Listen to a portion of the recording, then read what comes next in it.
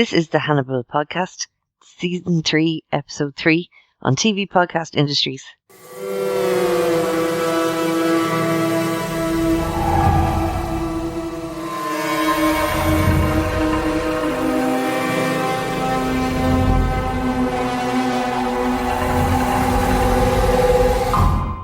Welcome back, Fannibals. This is Hannibal on TV Podcast Industries, the podcast about the hit TV show Hannibal. I'm one of your hosts, Irene. Hi, I'm one of your other hosts, John. And we are your Fine Young Hannibals, and we're here to delve from the tableau to the table and everything in between for season 3 of Hannibal, the incredibly tasty TV series. This week we'll look at episode 3, entitled Secondo. This is a mature podcast, so there may be, probably will be, swearing, discussion about murder, gore, horror topics, and large amounts of screams from John. Yes, from me. Most definitely from me. Yeah, so if you're under 18, switch off now. Okay? And it's also just to say that despite that, you can find us on TV Podcast Industries and listen to us, and you can go to www.tvpodcastindustries.com/iTunes or any other good podcast catcher such as Stitcher or Player FM. Just search TV Podcast Industries. And you can also visit us and listen to us on our website at www.tvpodcastindustries.com. Any comments or feedback, even though we aren't going to have a section of In the Psychiatrist Chair this week, but if you have any feedback on any of the episodes of Hannibal in this season, season 3, or on our podcast comments, then please leave your feedback and thoughts at feedback@tvpodcastindustries.com. Of course, as well, you can leave an iTunes review for us, and that would be really helpful. It really helps to get the podcast out there for when people search in iTunes. So any reviews on iTunes would be really appreciated and most welcome. Brilliant. And of course, in each episode of the podcast, we look at the murder tableau for each episode, followed by our 3 main points, favourite points from each episode. We have our entree, our main course and dessert, if you will. And finally, we take a look at Hannibal's table and the food he's enjoyed. Yeah, exactly. So just a quick follow-up on some of the news and reaction that we did last week. We were talking, obviously, about the very traumatic, very depressing cancellation of Hannibal on NBC. And, we were kind of hoping it would get picked up by another broadcaster, another network. We were talking Netflix because, Netflix at the moment can do no wrong with regards to TV. They are kind of like the Marvel of the TV world. But certainly one of the things that was mentioned by Brian Fuller quite explicitly, he really did make sure that he pointed it out, was that at the moment, following broadcasts and airing on the networks of Hannibal, the exclusive rights are with Amazon Prime, which is Netflix equivalent or competitor. And so it could actually be, whilst he has nothing against the show going to Netflix, he did actually say that more than likely it would, if it was going to get picked up, head to Amazon Prime, who have that exclusive deal at the moment. In all the deals that are made surrounding TV shows these days, that's where that kind of provider it may end up, which is Amazon Prime. So that's just a little bit more information on that sad news of the cancellation of Hannibal on NBC. It's only a pause. It's a temporary pause. It is. I mean, look, we were upset when Community got cancelled. Yes, that's true.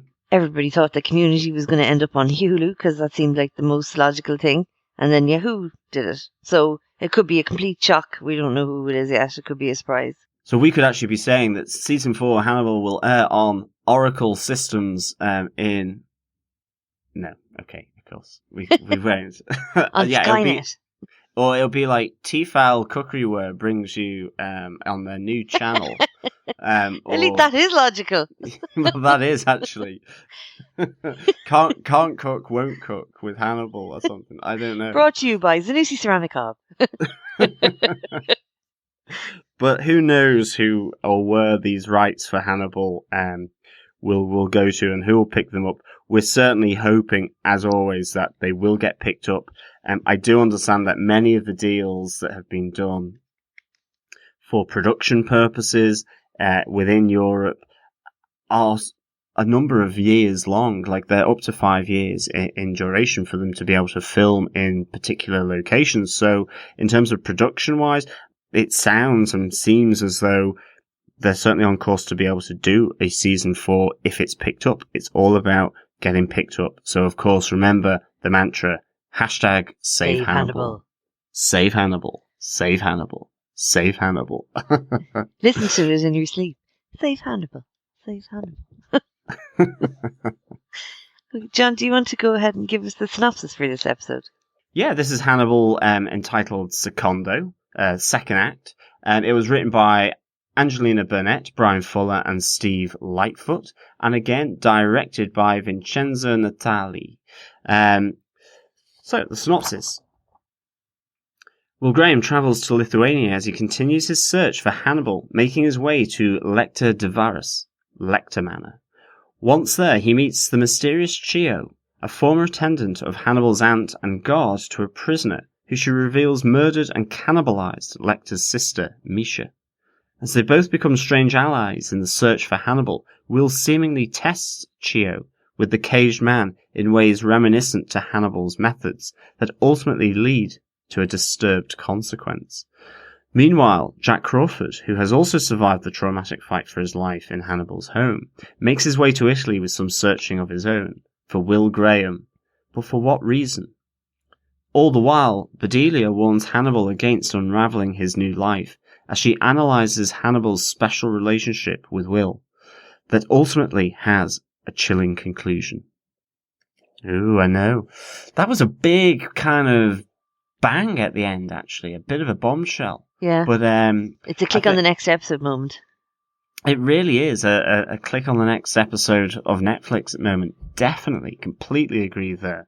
And I mean, not only that, but it was preceded by, on the tableau, the dragonfly moth snail montage of the caged man we had, which was amazing. Mainly because it wasn't done by Hannibal. Yeah. It was Will Graham. I mean, I was wondering why all of a sudden this bottle of wine or this bottle of plonk was being smashed.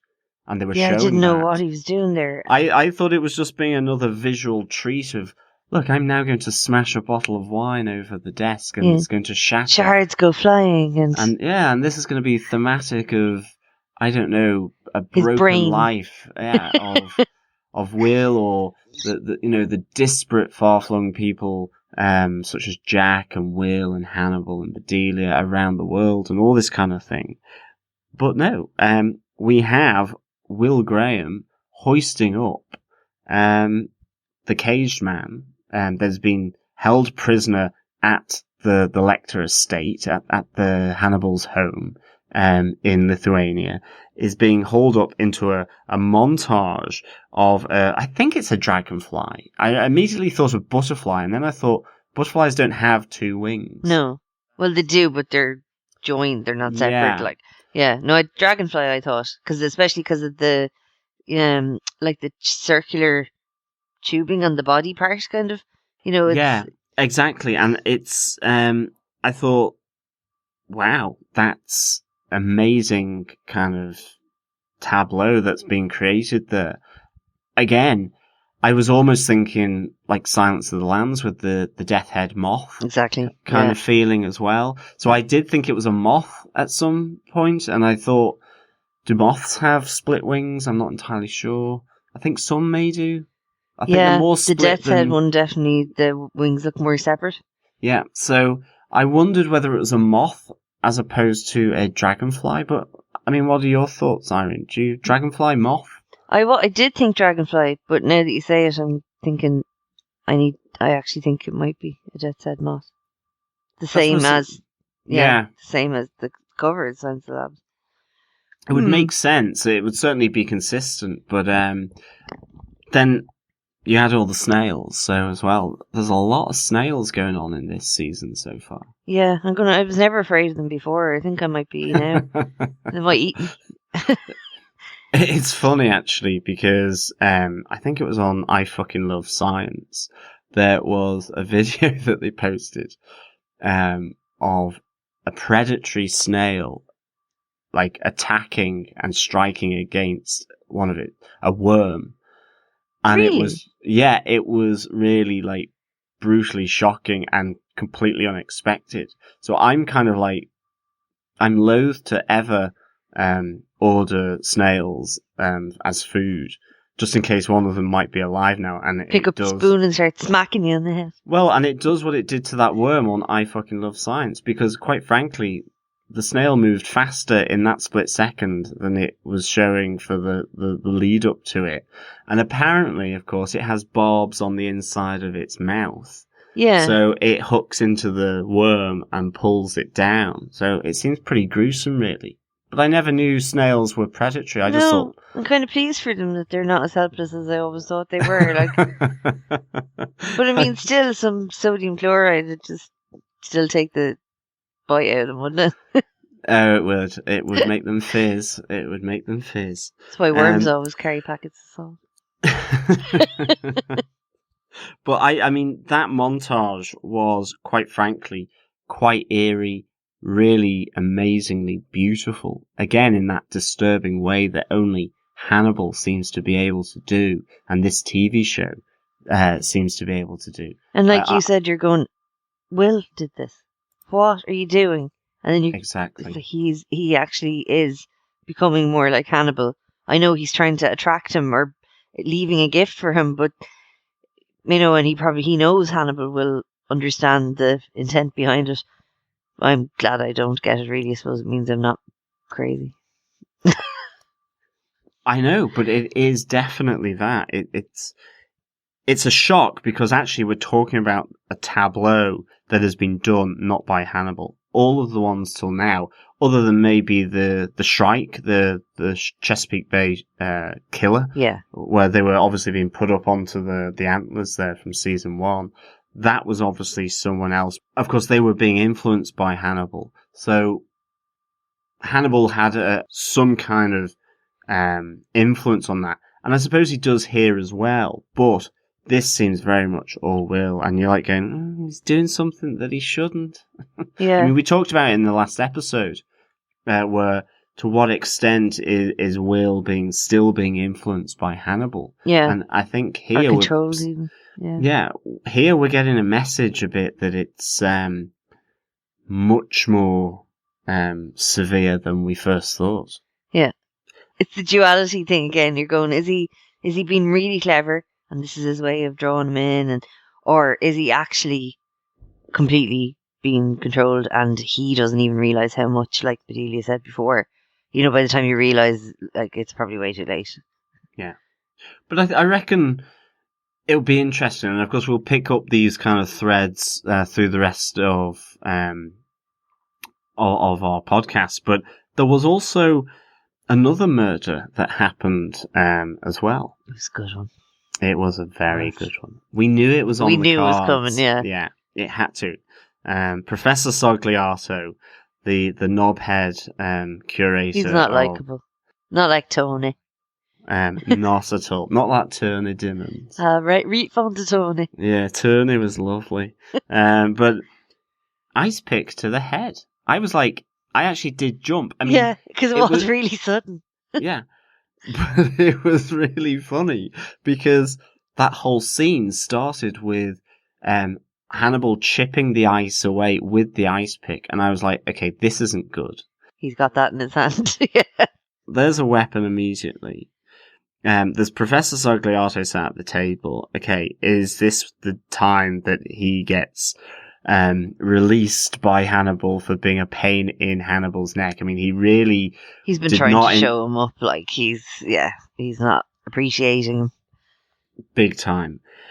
And then there was the whole punch remain that was being served up, and you know, the explanation of this cocktail, that it was served to first class members on their last meal on the Titanic. So you're kind of like going, okay, You getting a message? No. Yeah. But still, you kind of thought, is it too early to get rid of Professor Sogliato? That kind of that fork in the leg, that needle in the side of Hannibal is an interesting thing to see. Yeah. But out of nowhere, like a sting from a bee, an ice pick through the front lobes of the head. And I mean, I did kind of jump because even though I thought something may happen, I didn't think it would. It's so sudden, though. The hand just went out, and you're like, it's like he suddenly just couldn't listen to him anymore. He just suddenly had enough. He was bored with him. He's like, no. Yeah.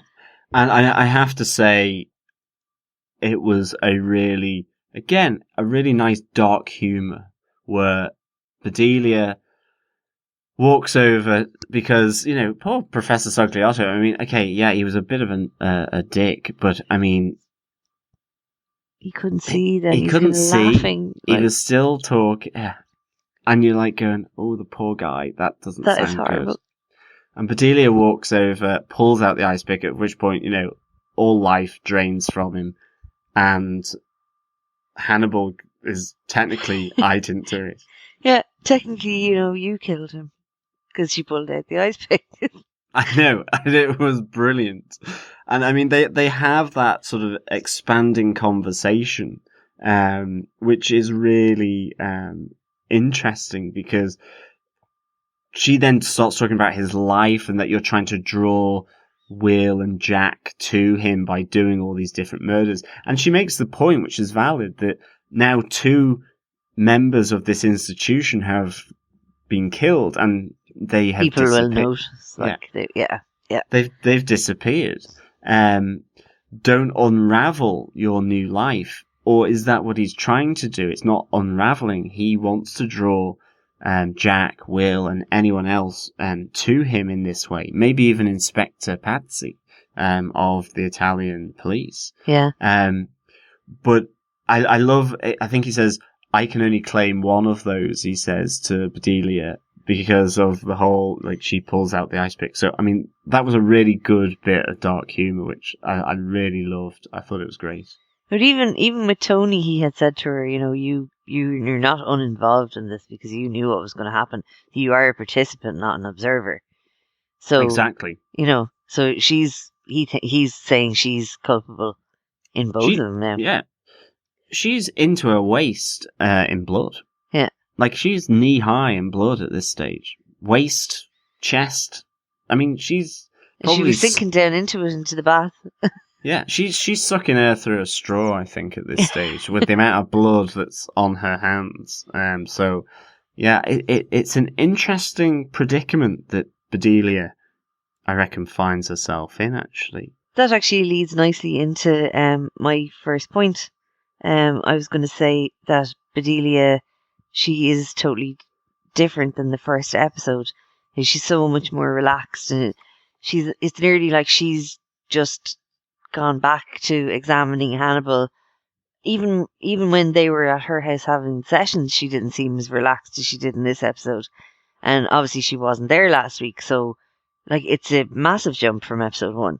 Big time. She's calmly chatting away to him, and she's examining his actions and analysing him, and as if she's trying to help him, but she's so self-assured and so confident. And you're going, something's happened. She's decided something or realised something, and I can't wait to see what it is. What made that difference? Yeah, it's like she knows something, and she knows that something's coming. I spotted this as well. I mean, the contrast between her in episode 1, where she almost seems terrorized by being in Hannibal's presence. Yeah. She's so scared. Yeah, to then, in this episode where there's an air of confidence about her, she's exploring his past with him. She's exploring his relationship with Will Graham. She's exploring his move to Italy and his new life and all of that exploration in kind of a calm, collected way. And it's really interesting. And I had a similar point for this entree, for this starter and appetizer, is that, you know, Bedelia and Hannibal's conversation that they have throughout this whole episode is really interesting, from talking about Hannibal and himself, to him and Will, to him and his sister Misha, and what happens. Like, it really explores his past, really digs in, and especially the sister, you know, because I didn't know. Obviously, she knows stuff about him that we don't know from all the sessions that she has had with him. But I was like, oh, she knew about Misha before, but she's actually asking him about her, and obviously that's God, if anybody has a hot button, that's probably it for Hannibal. Like, I wouldn't be asking him questions about that. If he didn't bring it up, I'd never bring it up. You know, there's probably a lot of stuff I'd never bring up with Hannibal, but Misha would definitely be the top of the list. Yeah, I mean, the big one for me was definitely the whole discussion about Misha, where she's in the bath as well. She's having her head shampooed by Hannibal. I was convinced that maybe we would also see the end to Bedelia. I mean, I wouldn't want that. Because of what she was talking about, I thought. Exactly. She's really pressing Hannibal about his past, about his relationship with Misha. And I mean, she comes out and says it straight off, how did your sister taste? And I mean, in contrast to that, you've got the whole situation going on in Lithuania with Chio, who thinks that the caged man was the person who killed and cannibalized Misha. Yeah. But maybe she has suspicions. I'm sure she probably does, given her interaction with Will. But nonetheless, at the moment, her reality is that it was the guy in the cage. But you have here, back in Italy, Bedelia asking really direct questions. And I must say, I just thought she potentially was going to get her throat slit, really. Yeah, I could see it happen, because she was leaning back, and the water's up to, you know, her collarbone, and you're going, yeah, I could see blood pouring into that bath there any second now. But no. Hannibal's shampooing her hair was bizarre, though. It was. It's really intimate, like. Yeah, I can see him doing that, though, I think. He's not afraid of intimacy, and I think they have quite an intimate, if sexless, relationship. Compared to, though, I don't think they even touched off each other in the whole first episode.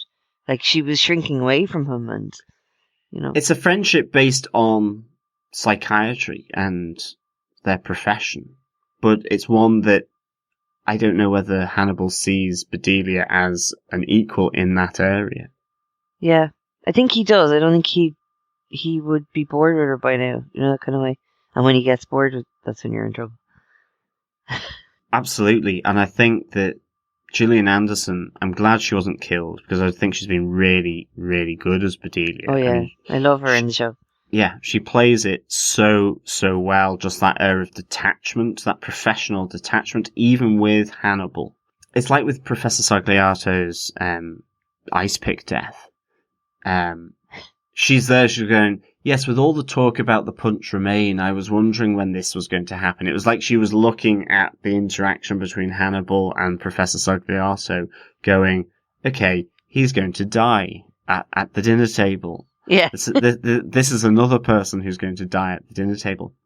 And I mean, I have to say, just quickly, in terms of ice picks, I mean, I know a lot of kitchen implementation and cooking, you know, knives, forks are cleavers.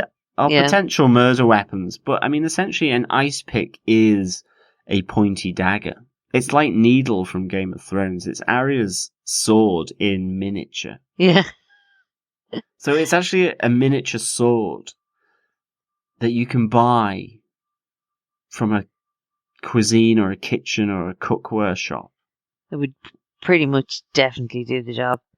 It's a legal murder weapon, basically. Yeah. Disguised as something for chipping away ice from a large block. It's really, I was like, yeah, you can just pick them up from anywhere. It was so strange. But yeah, no, I definitely got that as well. The other thing was, why is she still eating the oysters and drinking the sweet wine when it was obvious in episode 1 that the realization that he was feeding her this stuff so she'll taste better. Is she doing it to keep him sweet, like to keep him happy, or is that's another part of the there must be something else. There must be something she's either knows or she's realized. She seems like a woman who has a plan now. She said she knows how to get out of the situation that she's gotten herself into. She said, I trust I will be able to get myself out of the situation I've got myself into. So, even though really she was kidnapped, so it's a bit harsh. Yeah, I think it could be that she's keeping him sweet, playing along, but also I think she doesn't want to eat people. It's the whole nothing with a central nervous system. So Yeah. she knows that it's not going to be one of her colleagues or, the guy behind the counter at the delicatessen that she visits, that it's not going to be human flesh that she's going to be eating. So obviously that repels her, the eating of it, even though the person who conducts the murders and prepares the dishes is compelling to her as a psychiatrist from a professional point of view. Yeah. But then there is still that image of her sat at the railway station looking at the security camera, essentially, wink, wink, nudge, nudge, look, I'm here, come and get me. Yeah, letting the trains pass, yeah. Yeah, and I think that's her. She wants to make it subtly obvious that she's here and that it will get picked up. And I suppose the more he murders, the more a spotlight will shine on that area, I suppose. Yeah. Yeah, I agree. With that, what do you think for our main course? What's your main course item, Irene? I thought the main course had to be the reveal about Misha. Did Will know she'd been eaten? Because I know Hannibal had mentioned his sister, but I didn't think Will knew she'd been eaten. I think he suspected that she had been eaten, and then as Chio was describing what she was doing, I think it became more apparent that she probably had been eaten. Okay. And that this was a ruse, in a sense, to keep Chio there. Yeah. As kind of like the butler, in a sense, the attendant of the Lector manor and the Lector estate. And it seems to me that whilst maybe you could question the motives of Will, he does say, I released the caged man so that you would also be released from this burden. So yeah. I wonder whether the suspicion solidified as he was in Lithuania that actually Hannibal had killed Misha and eaten her, because as well he can't really go to that place in Lithuania, and also in his mental palace his sister is almost off limits. Yeah. Like it's uncomfortable for him to talk about that, which was kind of one of the things that we've gotten from previous seasons. Yeah. And I think people who've seen Hannibal Rising knew that Misha had been eaten by the Lithuanian deserters.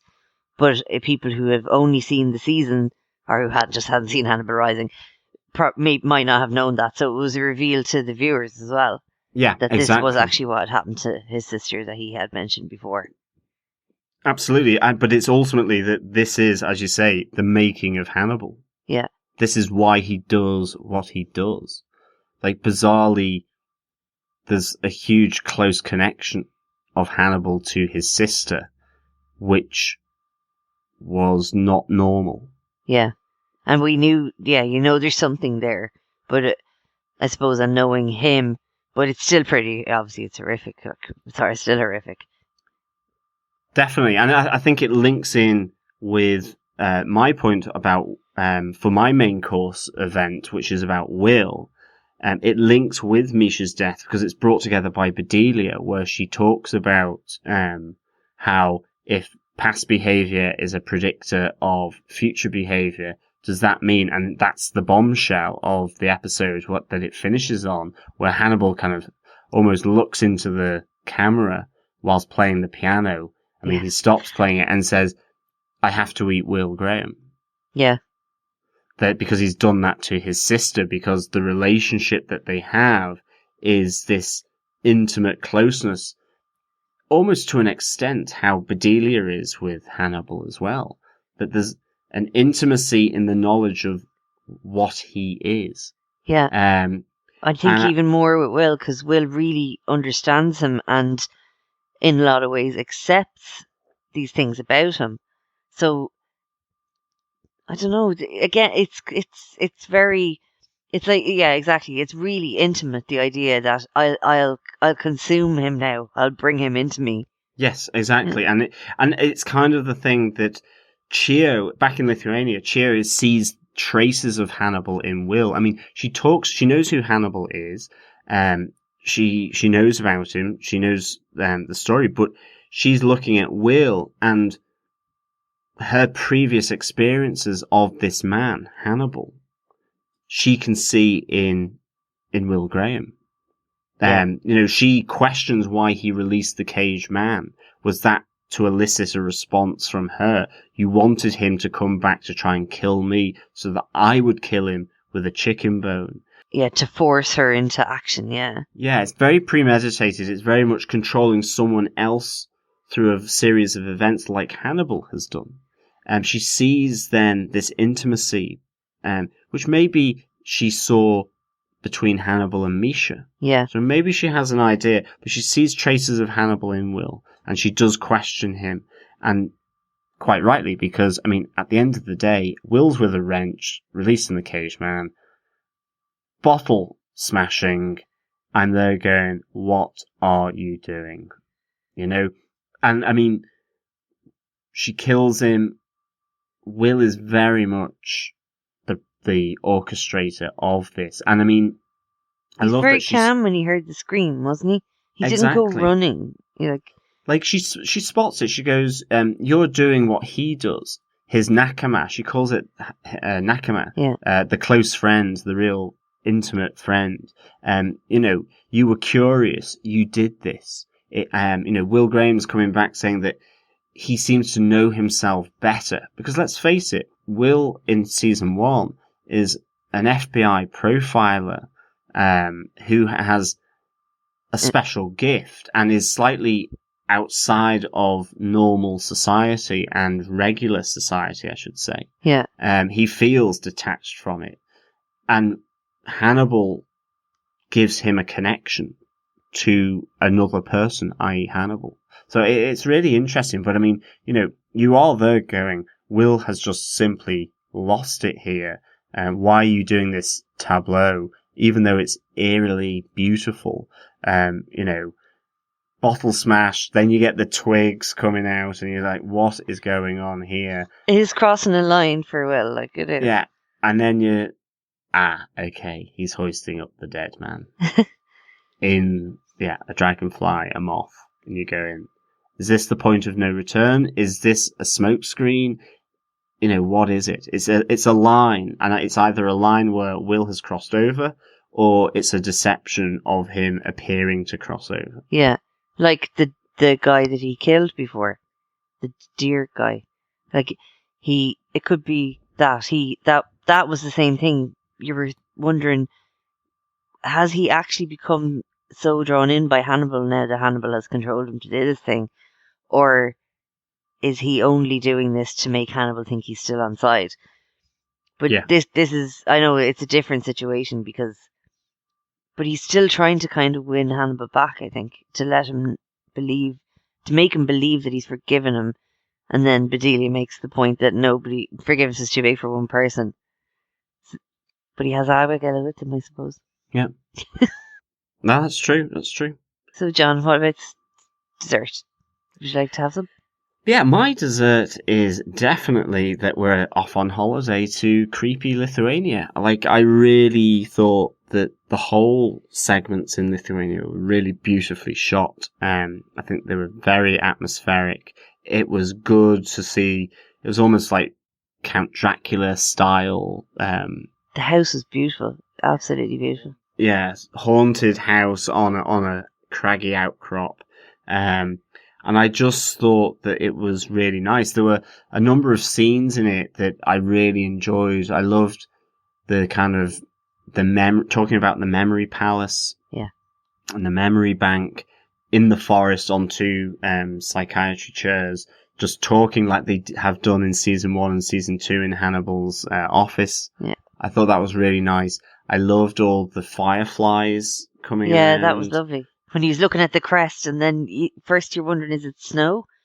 Yeah. And then Exactly. It was just really beautifully done. It was all like this tinge of green, no leaves on the trees, fairly bleak kind of landscape.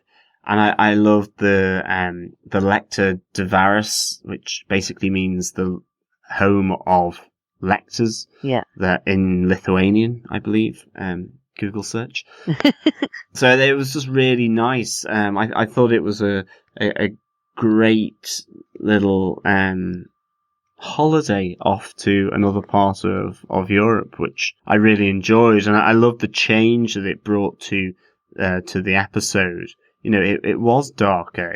It felt very much like Dracula to an extent. I thought so too. The whole, you know, that it looked the same. The landscape that with the forest, like really thick forest, and then barely any cleared around it, and you come across this huge home. And obviously then, once he went down in the basement, if there had been a coffin there, I wouldn't have been surprised.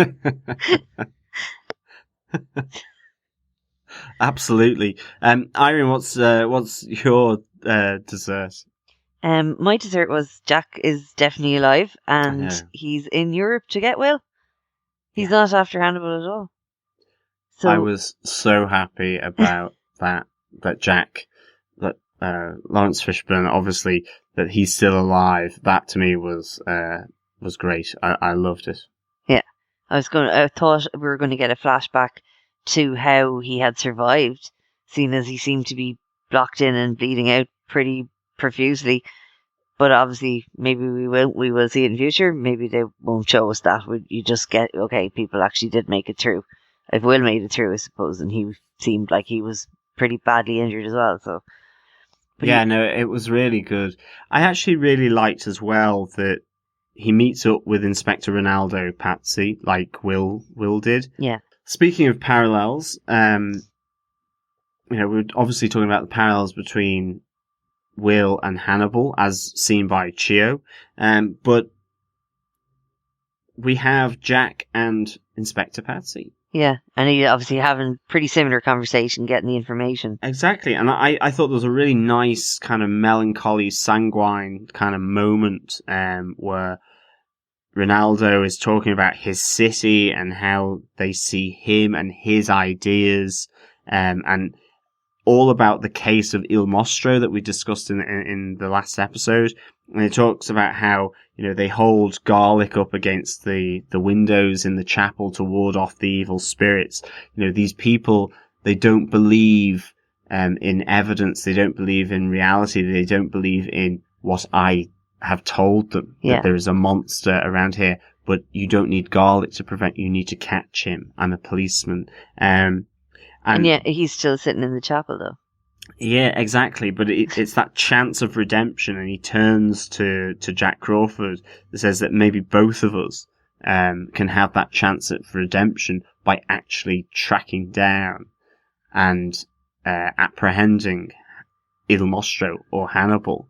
And it seemed like a kindred spirit thing again, there, which I thought was quite nice.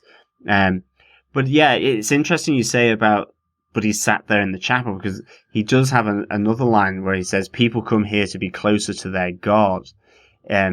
Is that why Will came? So he recognizes the fact that people come here for, I don't know, reflection, meditation, fellowship, or, try and find peace. Yeah. But he also recognizes it as a place where maybe there are backward ideas, or there are ideas that don't fit with new ideas or modernity, and that I found that really interesting. And I think also what he said there was, did Will come there to be closer to his God, and is his God Hannibal? Yeah. Which is a scary thought, really. But he is obsessed. Like, Yeah. he was looking at Abigail askance when she said she wanted to follow Hannibal, and he said, "You still want to find him?" And he's doing the same thing. I say the same thing. Obviously, she's not doing it, but you know, he only went with her, so it's fine. I know, but it is a really It is a "what are you doing" moment. Yeah. But it's a nice moment, I think, for Jack Crawford that he's still alive and he's got his kindred spirit in Inspector Rinaldo Patsy. Yeah, and we don't know yet what happened with his wife. Is she still alive, or he could be a man with nothing to lose.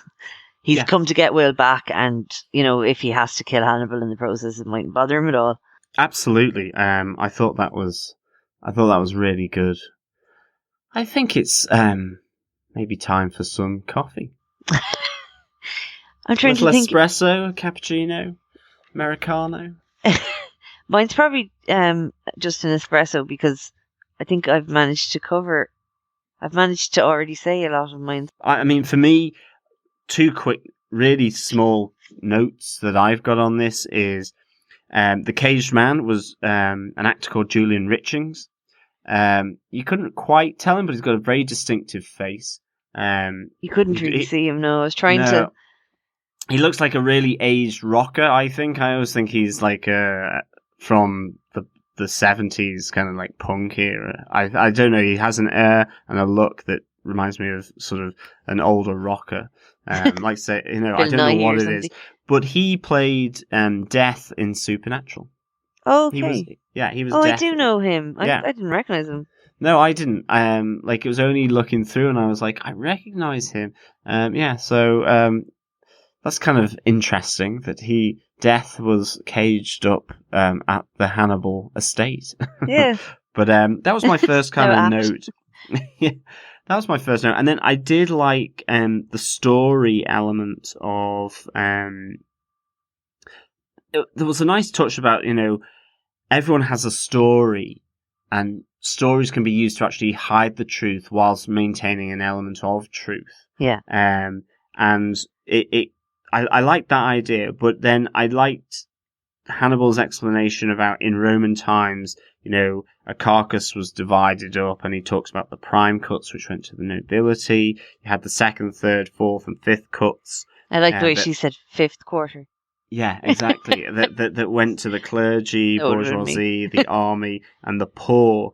And that obviously the fifth cut, the poor was primarily offal. And he says that that's a quarter of the weight of the animal. So actually quite a lot of the animal, but that evolved into a high tradition. I thought that was a nice little bit of information on these notions of your second cut of meat, your third cut of meat, and so on. Yeah, and of course, while he's preparing Sogliato's lungs. Yes, which we will come to in a moment. Sorry. I really liked the bit where it's just a small thing, but when Chio is preparing the duck and Hannibal is slicing the arm, I liked that the kind of way it was woven together. Yeah. I really liked the scene where he's looking at the crest with the fireflies as well. Or even the bit where he's in the woods and then there's the shot and he doesn't look startled, so it's more like, aha, I'm near where I thought was looking for. Because obviously he was looking for the Lector house. Okay, so back to the table, Hannibal's food. I suppose poor Tony's arm is the first one. No. It did look quite nice, but it looked like pork steak. Yeah. I love Parma ham. I love kind of cured meats. I know I talked about holiday last time, but we had so many nice cured meats in the south of France, salamis and dried hams, aged hams, and all this, like Parma ham and so on. You thought it looked nice? I was actually looking at it going, do you know... Love a bit of Parma ham now. When it was all cut up and it didn't look like a forearm and a hand on it, yeah, I hastened to ask. I was like, that looks really quite nice. And he was feeding that to Sogliato. It was the Parma alla Tony Dimmond ham. But you see him salting it and you see it age.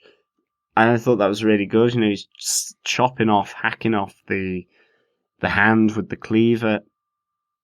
I just thought, it looked nice on the plate. And if I'm honest, I do like salamis and hams and cured hams and dried hams and salted hams. So I was like, that looks quite nice. I didn't really think it looked nice, but I always think his food, despite the fact that you know what it is, his presentation is marvellous. He'd get on great on MasterChef. You know, they're big into their presentation on MasterChef. Hannibal, you're through to the finals. And I mean, the great thing is that, you know, Tom Wisdom, who played Tony Dimmond, makes it into the 3rd episode of season 3. Oh, yeah, he does actually. He doesn't have any lines, no, but he tastes his face great. Is there. He tastes great. But no lines, you know? It would have been a bit weird if there was. Yeah. Or maybe it could have been like the hand speaking. Yeah. But, you know, that was good. I mean, and it was certainly much better than awful. As I say, kind of the links lungs in with... doesn't appeal now. Yeah. The other dish, I have to say. The skewers and the way he had it in little squares, that didn't look that appetizing. No, to me anyway. Because it links in with the whole Roman thing, and it was the 5th cut of meat, and it's kind of the offal and, you know, the heart and the lungs. I did like the idea that the lungs whistled. I thought that was funny in a dark humor, yeah. Like what he says, cook them till they whistle.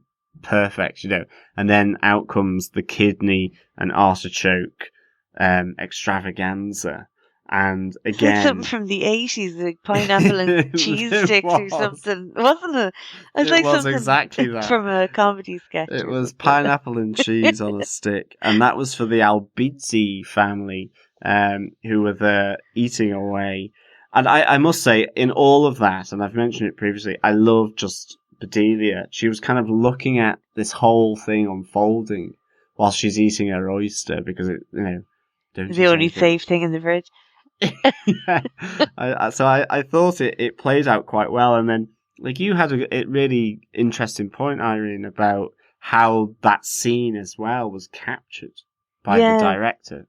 The director, Vincenzo Natali, he made it look really okay. Bedelia's kind of detached from it more. She's nearly amused looking in places where she's watching it unfold, and Hannibal, obviously, he looks right into the camera at one point, just before his face changes to Chio's in the cup. But really, there was something nearly, you know, sexy about it, like very alluring. Totally with the way you. They were all eating okay, I know it's lungs, so even the fact that I said lungs has ruined that sentence, but, you know, it's like, Jesus, like, it's like, you're actually going to...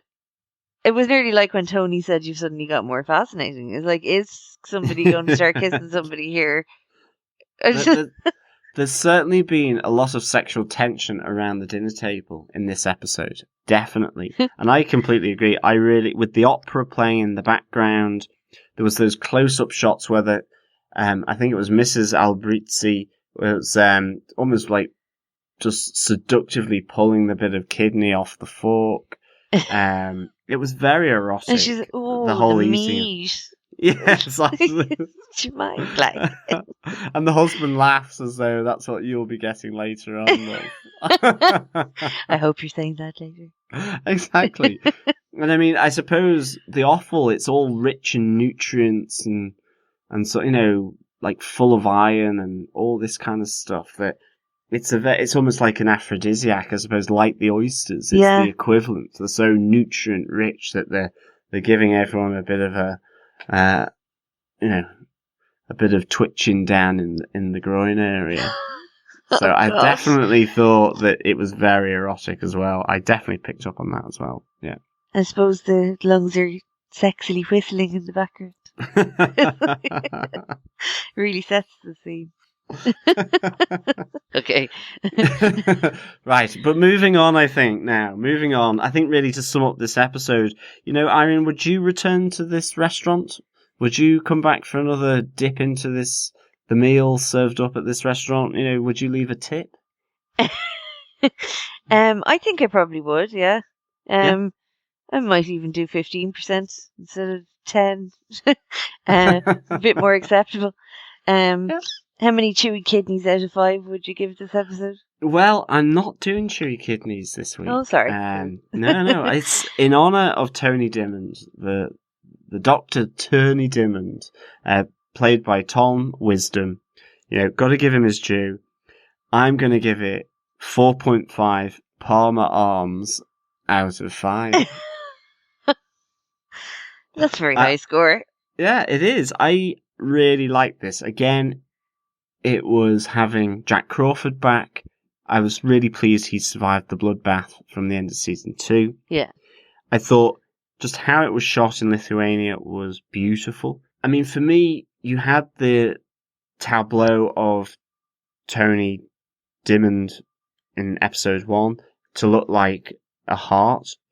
But this tableau was beautiful. I mean, the way it looked like the dragonfly or the moth. I mean, I would probably be going with a moth now, thinking Silence of the Lambs. I thought it was amazing. It was one where I was looking at it going, I shouldn't be thinking that looks beautiful because it's got a dead person in it. Ah, but sure, that's the whole thing we keep saying about this show. Exactly. You end up thinking, that is beautiful. Absolutely. Good work, Will. But it is. Whereas the Tony Dimmond thing was still a flayed torso. Yeah. Which is not quite as beautiful. I mean, it's beautiful in its own way, I suppose, how it was done. Yeah, it's a tad more gruesome, though, yeah. Yeah, it's much more gruesome. And this was much more eerie and beautiful and disturbing that you're going, I'm going to slap myself. Yeah, you're torn, that thing, yeah. And that was amazing. I liked the introduction of just then what that tableau meant. Like with Will Graham doing it instead of Hannibal, that was a big thing. As you say, has he crossed the line? And then Bedelia really beginning to probe Hannibal. It feels like they're really beginning to probe and get under the skin of Hannibal. And for that, I thought this was a really crucial episode. I mean, you could almost argue it's a real hinge point. Almost, yeah, it could be. It could be a real turn point. Yeah. Yeah. Where will it go, and how will these 3 characters come together? And we're still seeing whether a 4th person may have survived that bloodbath or not. Even though Alana was pushed out of the window and may probably be the one that doesn't survive. She looked pretty bad now, she did. Yeah, she did. But this is a real big hinge point for me, this episode. I'm surprised it's so early on, but I thought it was really good for that reason. I'd say we could be waiting a few episodes, though, to find out what's going on with Bedelia. Yeah. And obviously, can't wait to see. Anyway, either way. Exactly. And whether it's even successful. She seemed pretty confident that she's got it all under control now. Yeah. It's like she's given herself a good dressing down. And that was another element of this episode that was really, really good. But I think it was a really solid episode and a really good one.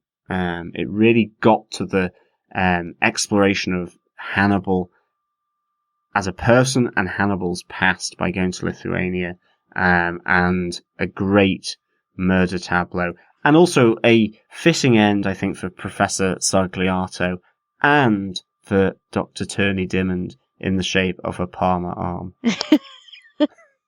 But I think, obviously, with that, then, it's just to remind our listeners that, we'll be back next week, and you can find us on iTunes at www.tvpodcastindustries.com/iTunes. You can also find us and listen to us on any other good podcast catcher. Just search Player FM, Stitcher, and just search TV Podcast Industries. Just send in any thoughts, comments, or feedback to feedback@tvpodcastindustries.com. Again, I suppose, as always, thank you so much for listening. And on that, Irene? Thank you very much, everybody. Thank you so much, and arrivederci, ciao. Ciao, Bella.